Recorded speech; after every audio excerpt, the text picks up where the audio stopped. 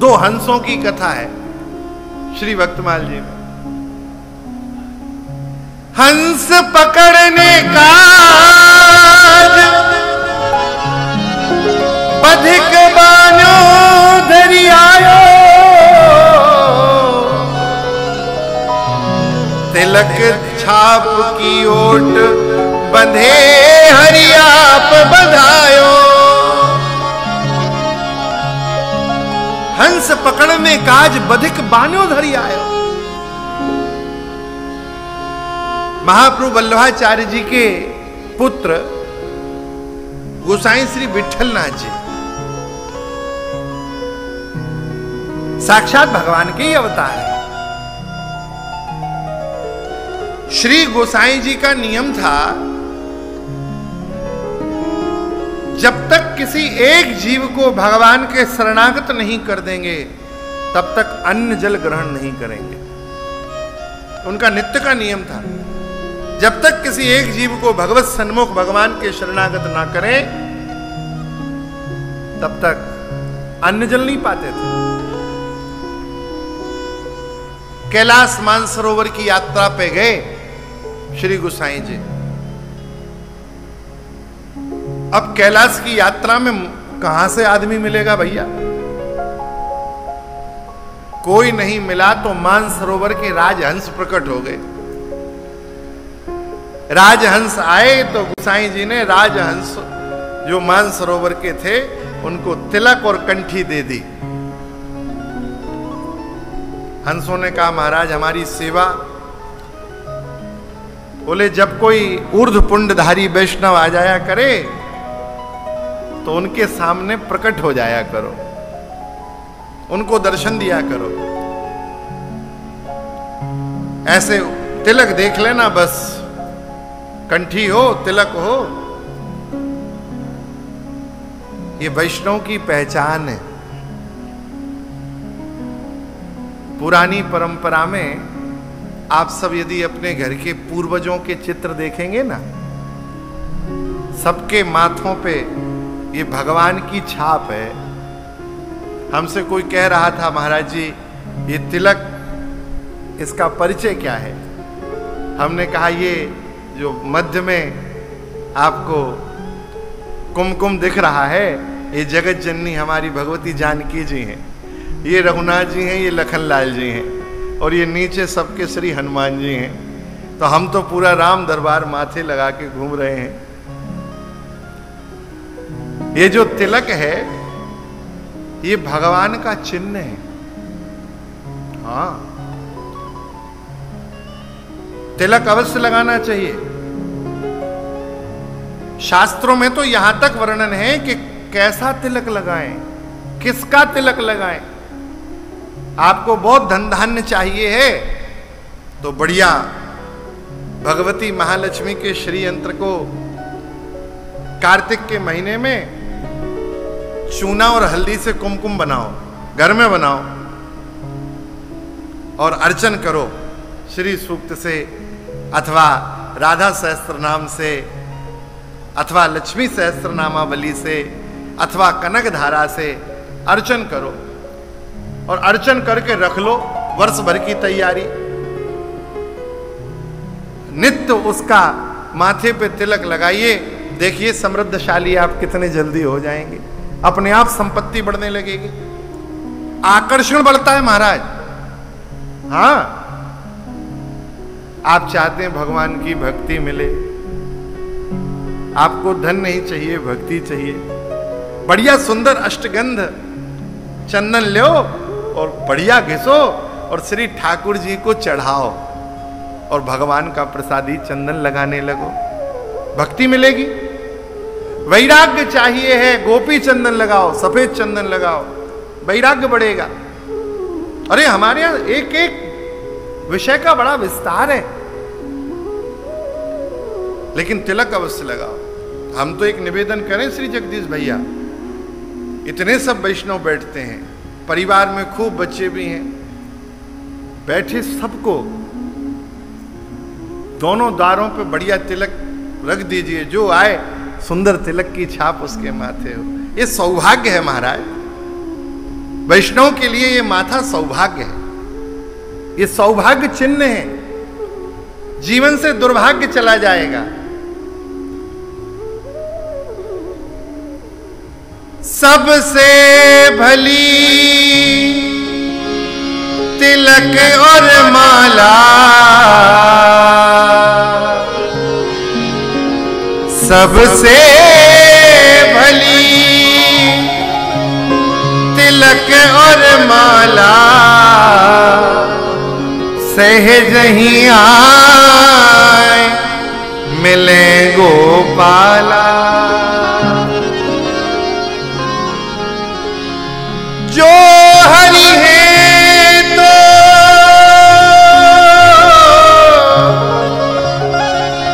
कहा डर भाई,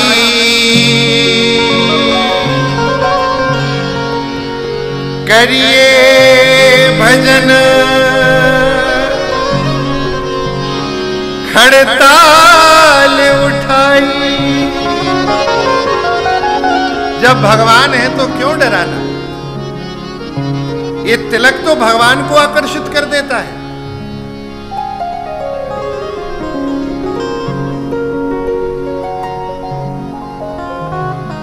तिलक वाला कोई सामने आ जाए, दर्शन दे दिया करना। राजहंसों ने कहा जो आज्ञा। गोसाई जी अपनी यात्रा करके पधार गए, पुनः आ गए। महाराज, काशी के राजा को गलित कुष्ठ हुआ, शरीर गल गल के गिरने लगा। और जब गलित कुष्ठ हुआ तो वैद्यों ने अपने संपूर्ण उपचार कर लिए, राजा को कोई लाभ ना मिले। वैद्यों ने कहा ऐसा कोई उपाय बता दें जो संभव ही ना हो। अब राजा से ये तो कह नहीं सकते कि महाराज हमसे आपका रोग ठीक नहीं हो रहा है। तो वैद्यों ने विचार किया कि मानसरोवर उस समय आज भी मानसरोवर की यात्रा बड़ी दुर्लभ यात्रा है, फिर भी अब तो सुलभ हो गई। लेकिन उस काल खंड में तो लगभग 500 वर्ष पहले मानसरोवर की यात्रा अति कठिन थी। विचार किया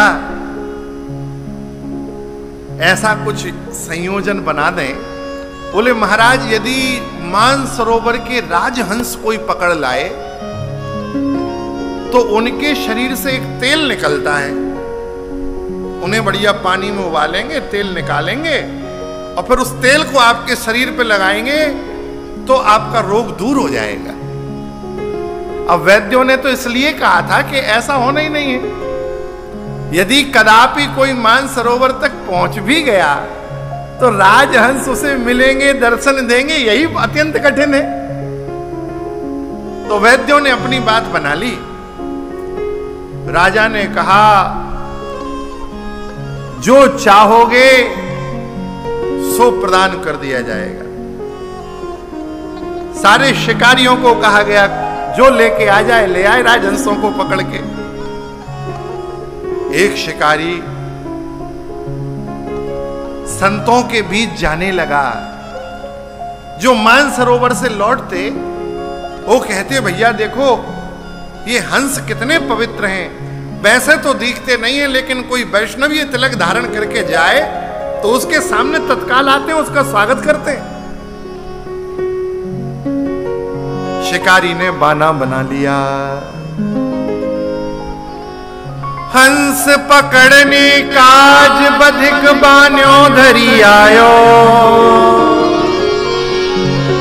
हंसों को पकड़ने के लिए बाना बना के आ गया, साधु बन के आया, था नहीं बन गया। और तिलक दाम की ओट बंधे, देखा कि कोई ऊर्ध्व पुण्यधारी आया है, तत्काल सामने आ गए, आज्ञा करें। उसने कहा महाराज आपका कुछ देर दर्शन करना चाहता हूं, मेरे इस आसन पे विराजित हो जाइए। सन्मुख बैठ गए हंस। और वो तो कपटी था ही, शिकारी था, तत्काल बंद कर दिया। यहां हंस बंधे, तिलक छाप की ओट बंधे, हरियाप बंधायो। यहां हंस बंधन में आए और बैकुंठ में ठाकुर जी का हृदय व्याकुल हो गया। महाराज शिकारी वाराणसी नहीं आ पाया, उससे पहले तो ठाकुर जी बनारस के गंगा जी के घाट पे बैठ गए।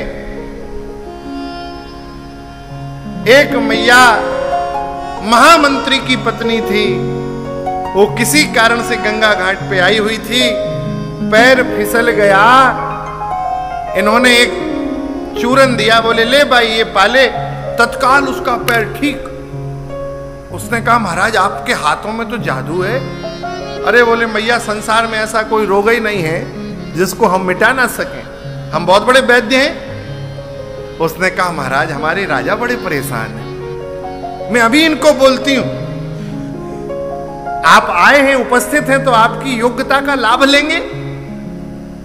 तत्काल महामंत्री की पत्नी ने अपने पतिदेव से कहा, पतिदेव ने राजा से कहा, सैनिकों को राज्य अतिथि बना के महाराज भगवान को ले जाया गया और श्री ठाकुर जी ने ऐसा च्यवनप्राश खिलाया उस राजा को, तत्काल उसका गलित कुष्ठ ठीक हो गया।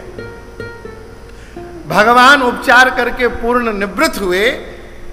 आज राजा बिल्कुल ठीक है, राजसभा में बैठा है और भगवान से कह रहा है आप मांगिए क्या चाहते हैं, हमारा संकल्प था जो रोग दूर कर देगा उसे हम सब दे देंगे। और तब तक शिकारी भी आ गया। शिकारी लौट के आया, भगवान ने देखा पिंजरे में राजहंस बंद हैं। राजहंस टुकुर टुकुर भगवान को देख रहे हैं। राजा ने कहा महाराज बताइए आपकी जो श्रद्धा होगी, जो इच्छा होगी हम उसकी पूर्ति करेंगे, आप मांगिए। ठाकुर जी ने कहा महाराज ये राजहंस बड़े सुंदर दिख रहे हैं, यदि आप देना ही चाहते हैं तो ये दोनों राजहंस हमको दे दीजिए। तत्काल शिकारी से लेके राजहंस भगवान की गोद में आ गए। श्री ठाकुर जी ने मनी मन हंसों से कहा जानते थे कि ये शिकारी है, कई बार आपके पास आने का प्रयास कर चुका था, फिर भी इसके बंधन में बंध गए, इसकी माया को नहीं समझ पाए।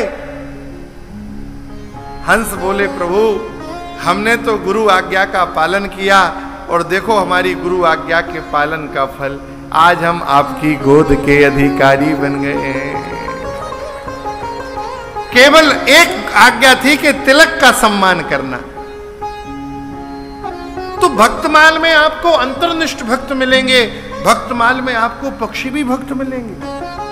भक्त चरित्र समझ में आ जाए ये अत्यंत कठिन है।